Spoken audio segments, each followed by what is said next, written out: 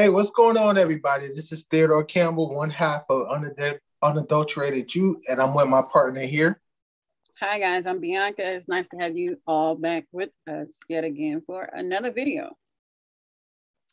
So we're here once again on a Friday night, and we just want to chime in on what's going on. And again, I'm going to say this one more time. Even though it sounds like a broken record, we didn't want to do videos just constantly going back and forth on what's going on, but it seemed like that's what's going on right now as far as what's trending.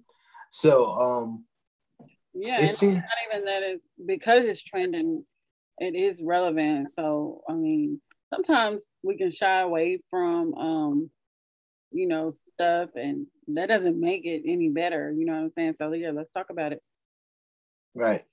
So unfortunately, it seemed like Daryl Moore and the cigar blogger and Marcellus and all of the rest of the A team have received a resist and desist letter. How you say it? A cease and desist letter. So it seemed like that's going around right now. And did you check our email? Did we get one? No, we ain't looking for one though. Yeah, we a small platform. He ain't worried about us. But we didn't receive one, but it just seems real funny to me because Marcellus and both Daryl Moore posted a video earlier today showing where Larry Reid, did a whole song, because Larry Reid is big with his songs and stuff. He did a whole song talking about that cease and desist letters were for punks. Mm-hmm. But yet he sent one to Marcellus and Daryl Moore. The alleged victim. Yeah, that's right. He did. So it's crazy. Yeah, I mean, I don't know what, from what I hear, is that basically the letters are just letters. They're not anything ordered by the court, but right. They do want to bring, when those letters are sent, they do want to bring to your attention that the information, they don't want you to talk about that anymore, the information right. that you're talking about. But the thing about it is that beyond that situation where there's an alleged victim and that charge that has been filed against him, beyond that, we are allowed to talk about our experience with him as an influencer, pretty much. Right. I don't know if we've seen him as a pastor or anything, but definitely as an influencer on social media. Every individual has their own encounter with this man, so you know what I'm saying. I think that we are able to talk about it individually and collectively, and bring some light to the situation. Exactly. So what I would want to say is that we're not really trying to choose sides, but like we said before, I would say at the time LRLers are supporting him. So there's certain times where we expect him to pretty much come in and hold him to a certain standard. Exactly. I mean, we would expect you to approach this whole situation appropriately. Yeah. So, and it seems like every time that a situation comes up, it seems like the A team is just kicking your butt because they're just proving where you're not credible. Yeah. And even, I hope that lighting is better for now, but even, you always hear him talking about with any scandal, any church scandal, or whatever's going on, that you should get in front of the situation. So right. I don't know if sending those letters out to the involved parties or those who are not so involved, was his way of getting in front of it, or was he advised to do it by his attorney? But it just doesn't look so good in the public eye. Right. Yeah. And I mean, it doesn't look good because you're saying that cease and desist letters are for punks, and you just sent a whole bunch to all these people. That don't make no sense. It sounds like you're a hypocrite or you're contradicting yourself. Yeah. So yeah, What do you guys think? Do you feel like it's contradictory, or do you guys feel like he should go ahead and speak on it? Like, what you guys think? Because I feel like if it was me, I would want to talk about it. Right. Even if it's embarrassing or whatever's going on, I feel like I need to talk about it and just put the situation to bed.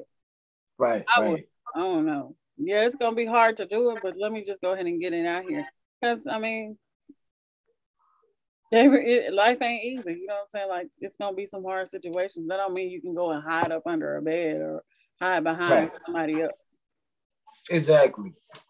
Yeah, but were you gonna say some more on that point? No, not on that point, but I was gonna give that situation that I had in the past with Bernard Jordan. Remember in our last video? Yeah, in this video, we wanted to talk about what we said last time. We promised you guys that Teddy was gonna come back and tell you guys his experience when he donated, or what did you do? Sow a seed into Bernard Jordan's ministry. So take it away, Teddy. Tell us about what happened exactly. Or what? First, I want to ask you, when you donated, what made you donate? How did, like, and I'm not saying you shouldn't. I'm just asking, at that moment, what were you feeling like? Why did you donate? Well, I'm going to be honest with you. I'm a ex-LRLer. So I used to watch his platform and I used to watch his videos, and I felt like he had some pretty good points. And, you know, he used to have Bernard Jordan on there, and, you know, that's his peoples and everything. And they would encourage you to donate to the cause. So, you know, as far as my background, as far as being in the church, you know, they always teach you seed and harvest. So I would plant seeds until what I believed in. And they were saying some stuff that I believed that was pretty good. So I admit, I did the whole 888 thing with Larry Reid. I planted seeds. You sent $888? No, hell no. You crazy. I ain't playing no 800 and nobody except myself. But yeah, $8.88 to be clear. Okay. So I did that with Larry Reid Live. And I even sent a donation to Larry.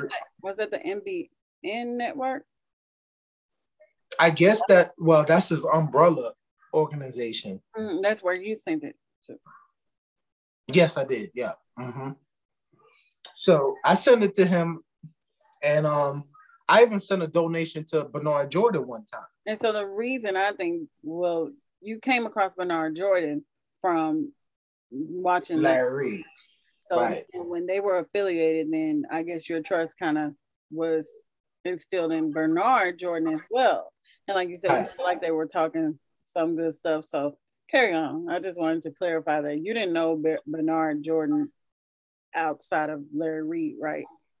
No, I didn't. I didn't meet him till I knew of Larry Reid. Meet him? You met him? Yeah, I mean, meet him on the internet. You know, even though Bernard Jordan's from New York and I'm from New York too, I never met this cat in person. But you didn't become acquainted with him or familiar with him, but except for right. Gotcha. So Bernard Jordan came on his platform like he normally does. He always on Larry's platform, and he made this thing where he was talking prophecies and stuff. And it really made sense as far as when he was talking about the pandemic and how you should get your levels up as far as your vitamin D and stuff. But when you really think about it, it's common knowledge. You should get your vitamin D up no matter what, even if it's not a pandemic or a pandemic, should I say. Yeah. Well, see, that's Jesus using my tongue. He said, pandemic. And knocked my whole light off the computer. Oh, Jesus using my tongue right now, Lord. Pandemic. Well, anyway, so he was talking about getting your vitamin D levels up and stuff like that. So at that point in time where he was talking about that, I didn't have that up. And it was funny that right when he said that I had went to the doctor, and the doctor told me your vitamin D is low and you need to step it up. So, you know, of course, us as Christians, we can over spiritualize some things. And I was like, oh shoot, this might be some you know, confirmation. This might be some prophecy right here. So I was kind of believing it a little bit. So I ain't gonna front. Wait. I want to touch back because that's another thing with the church, right? Right. So they were somewhat of an institution, you know, representing God, right? And what I want to say about that is that, you know, in offering some medical, really like some health advice to help people, you know, cope with COVID-19. Right. And so what they're saying, you know, it is important for the church, the real church, to provide this information to people, you know what I'm saying? Because sometimes I'm not saying, I don't know what Bernard Jordan's motives are. I don't know this man. All I'm saying is sometimes it's easy to be influenced when you see somebody, oh, it seems like they're offering good information. This is good, whatever. They're giving me advice that I don't get at my regular church. You know what I'm saying? And so I think that's a part of it, where you have somebody lending or giving some sort of aid, and that draws you in. Right. Some points of value is what I mean. Right. Exactly. So when I was seeing all this, I was like, man, I'm really feeling this because this is something that I'm going through at the time. And he would just happen to be talking about it. So I felt the need to sow a seed, because that's what the church teaches you. You plant seeds into what you believe in or what's feeding you at the time. And at the time, Larry Reid Live and Bernard Jordan was feeding me. So I decided to plant a seed into both of them.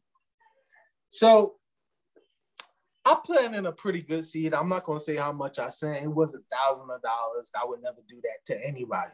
Right. But I planted a seed, and literally like the next day I got a call from ZOE Ministries, which is the ministry that Bernard Jordan has created. And I'm going to tell y'all straight up, man. These people called me and they was talking to me, talking all this crazy stuff. And it was like, did you know they were going to call you? Like, how did No, I didn't. You did it just to give it to them and then they called you? Yeah, I didn't do it to get a phone call, but because I made a donation, that's what they did. That's crazy. So what were they saying?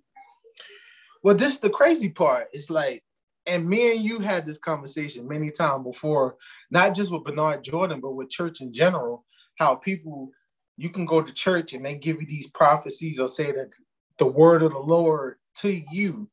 And it's like, bruh, sis, this is so cliche. You ain't even saying nothing that's... What they say? I'm trying to remember because it was so long ago, but it was something on the lines of, yeah, my brother, you're a leader. Hold on, you told me they asked you your birthday. Did they ask your birthday? Yeah, they did ask me my birthday. What did they ask you?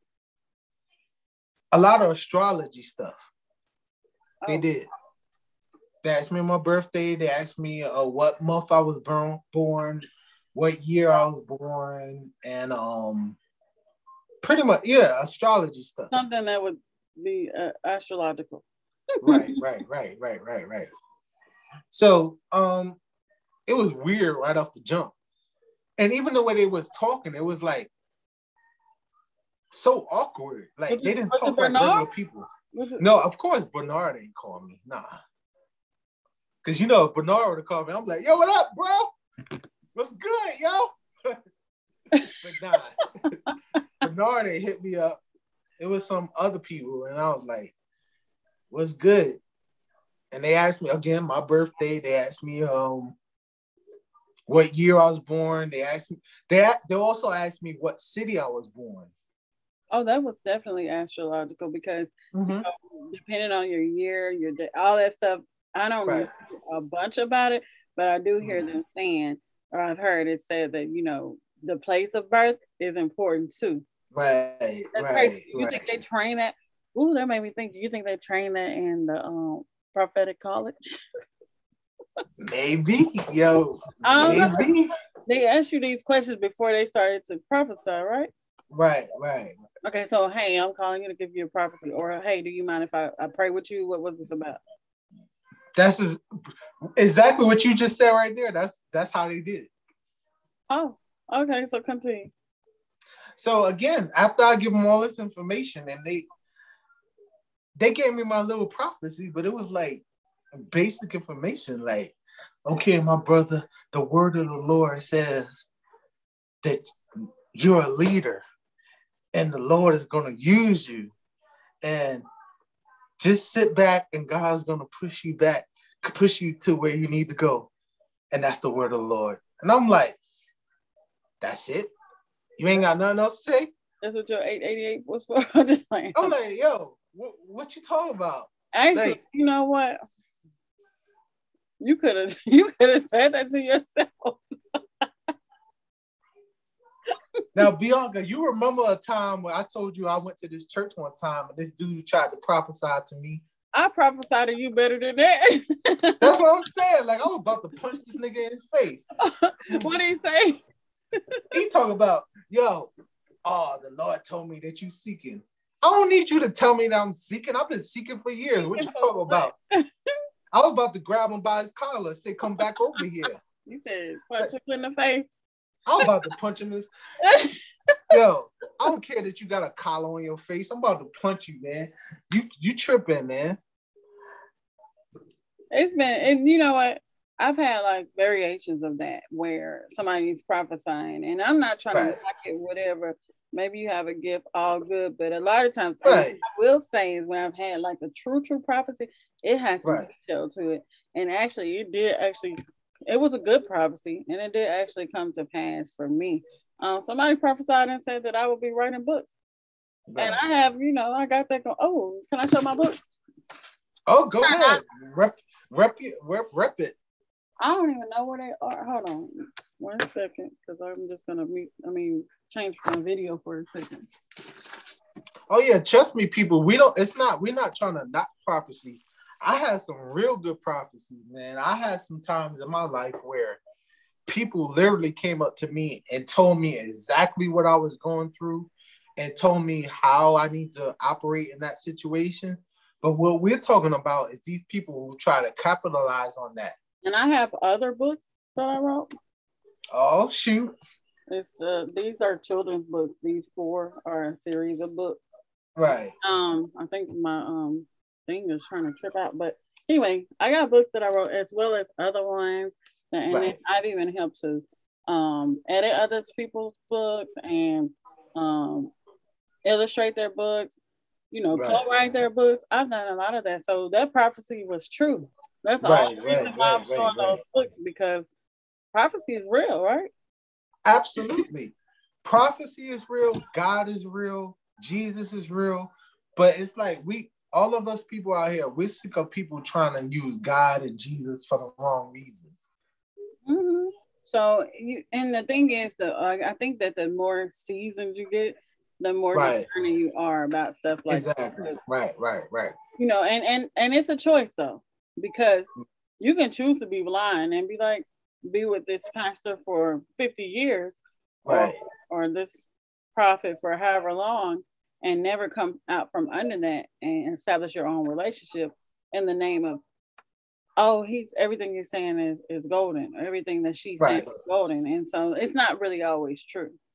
Right. But yeah, I want to also talk about, so that was funny. But did you get another prophecy? Oh, you really want to go there? Yeah, I want to talk about, did you get another one? What happened? What? Yeah, I did get another prophecy. Of course, I said that I sent the 888 to Larry too. Mm-hmm. So I've actually got a phone call from Larry's boy, which his name is CHAMACO. He told you his name? Yeah, the thing is, I wasn't able to answer the phone, but he left a message on my voicemail. So, and it was CHAMACO. He said his name and everything. Really? So yeah, he left a message on my phone. Oh, you didn't get to talk to him? No, I didn't talk to him. You still have the voice message? I deleted that crap. No. What did it say? What did it say? It was just talking about how I can tell that you're going through some stuff and Jesus is there. And I'm like, what? People ain't going through stuff. In the middle of a pandemic. Like, what are you talking about, man? But you know, the part that I'm like is like, when people are reaching out, wanting prophecy, not saying that you reached out for it, but when people are reaching out, wanting some spiritual guidance, right? Don't play on those sorts of emotions. That's what I'm saying. You know what I'm saying? Like, I don't think that's fair because that's advantageous. Because I could tell somebody I'm a prophet right now and make $1,500 off that person. Right. I mean, that's easy, you know, but it's deceitful and it's a lie. So I don't know. It's crazy to me because, and for you people out there who say, because even Daryl Morris spoke about this, there's a lot of people that's jumping on the story because it's trending. But me and Bianca is not jumping on this story because it's trending. We jumping on the story because if you can check out our channel, we've been talking about against religion for a long time. Bianca been going to church a long time. I've been going to church a long time. And a lot of people are sick of all this stuff that people come up with, pastors, prophets and stuff. They make all this stuff up because, I mean, Jesus, he came to save our souls. He didn't came so that we can make an establishment called a church. Even though church helps us, we learn from church. Mm-hmm. We can grow. We can establish different situations where we can learn about God. But I feel like a lot of people create this church organization so that they can build whatever organization they want. But it has nothing to do with Jesus Christ at all. Yeah. And the thing is this, it's not about, you know, it's not about us going against religion as in we don't have any faith. We have faith. Our faith is strong. So it's just like, what do you do though when you have a system of something if it's broken? You know, I was talking to a friend of mine and I was just wondering, like, you know what I'm saying? Yeah, I'm different. I'm not the same as I was 10 years ago. Right. I'm not the same, but who is? And if you are, then you have not grown. So with that said, I don't condemn the vehicle that got me to where I am. However, this vehicle is broken down. It needs an oil change or whatever's going on, the engine shot. We need to take this thing into the shop. We need to get this thing fixed. Right. I need to trade it in. You know what I'm saying? Who knows? We'll get that thing. What is it when you go to the shop and they try to see what's going on with your car? They assess it. Diagnosis? Yeah, diagnosis. Okay. Yeah, so this is what we're kind of making our own diagnosis on, you know, what we see is failing right here. And that has ultimately failed us.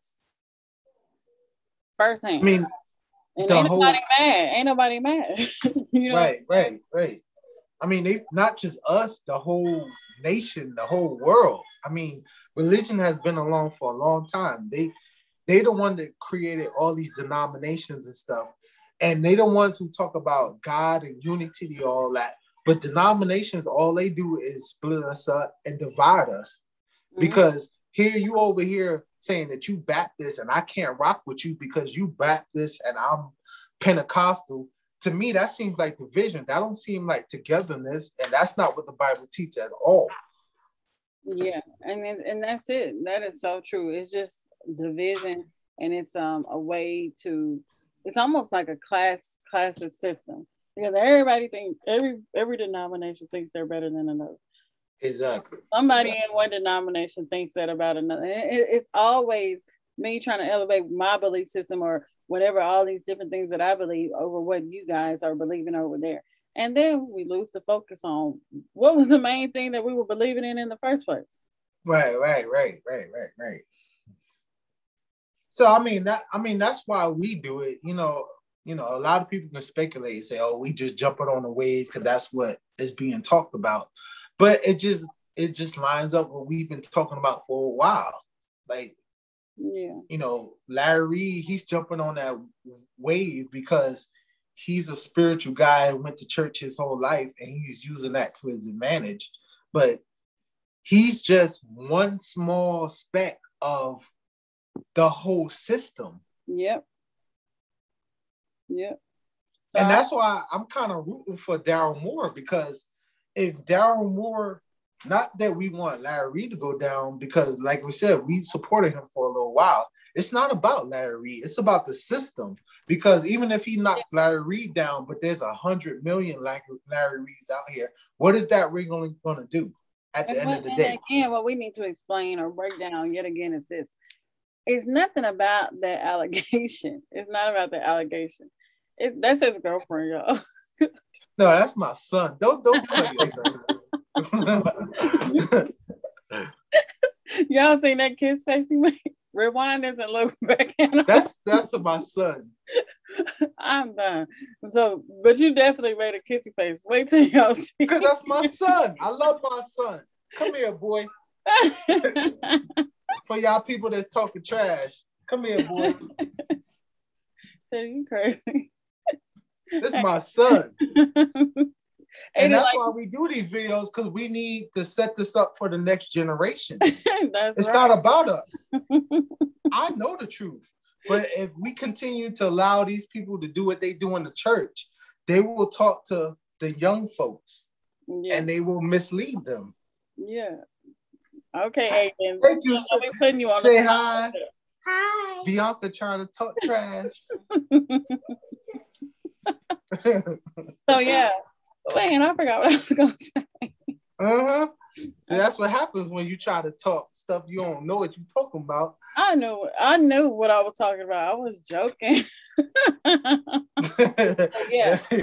He laughing over there. That's the thing. It's like, this is not even for ourselves. This is a collective, This is a collective effort, and I understand why you say you would be rooting for Daryl, and in a sense that Daryl is the depiction, a picture of something that is tearing down a system of you know, everything that's wrong, and trying to, I don't, he said he ain't in the church, but I think it's important to us that if there is a church, and because there is a church, you know, it needs to be established correctly and centered on God.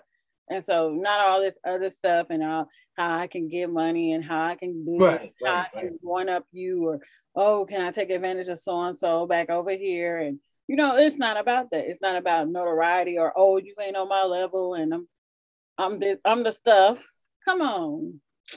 Cut this out. Cut this out. Cut it out. So look how you looking. Level? Your level. You ain't on my level. I ain't on your level. What is your level? What level? It may be a good thing. It may be a good thing, because what level are you on? Like, what are you talking about? What is your level? First of all, don't the Bible talk about being humble? But what's your level? We talk about levels? You actually could be humble, because your level could be down here. I guess so. Maybe that's what you're talking about. But what I'm saying is that it's not rooting for him in the sense of, like you said, wanting somebody else to fail. It ain't even about those allegations. It's about what's come true about this person's nature altogether. I didn't tell y'all how I was actually a Patreon. I went to Patreon and paid to be in his Patreon as well. And it was some sick stuff going on, man. Word? Yeah. I was never in Patreon. What was going on Patreon? You were LILer supporting from the outside, sending money and all that. But I did sign up for Patreon a couple of months. Uh-oh. What happened in there? Sick stuff. Like, they have vulgar nudity and stuff like that going on, a bunch of trash talking.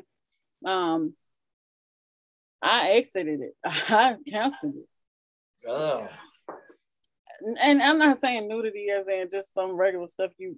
First of all, nudity has become normal. So you were looking at bread baskets? It's become normal. I wasn't looking at them. I thought I was going there for something that was going to be upbuilding, you know, a community that you could get some stuff there that was beneficial. Right. But when I don't say that. But when I was there, when I seen it, it was just a mixed bag again of some trash going on, a whole bunch of gossip, a whole bunch of stuff like that, which I don't know. I think that is looked down upon. God don't want us to be gossiping and stuff like that. But I guess somebody would say even now they were gossiping now, but it's not true. I'm giving an account for my experience, and as well as you, right? Exactly. We just telling our opinion. Yeah, it's just an account. It's not. We don't know the facts behind any of that, and we're not hanging anybody, or we're not judging jury. Exactly. I mean, all the accusation that's going on is alleged. Yeah, that's it. But you telling your experience, I'm telling my experience. And you know what's crazy? Even with my experience, I still want him to do the right thing. And guess what? Even with my experience, of course I want him to do the right thing. And anyway, above everything, I want him to do well. That's what I'm saying. Like, yo. I want him to do well. And you know what I'm saying? That would take, for us to do well though, we gotta right some wrongs if we have those. And you know, we all get off track. So if I could talk to him, not that he want to talk to me, but if I was going to say something to him, it would be that we all fall out. We all get off on the wrong track or whatever. We start off thinking we're going well, and then some stuff happens. Okay, cool, whatever. You can change it up. And if anybody knows it, he knows he can change it up because he all tatted up and stuff even now, right? He said he left the church, got tatted up, and still now going towards having a church, right?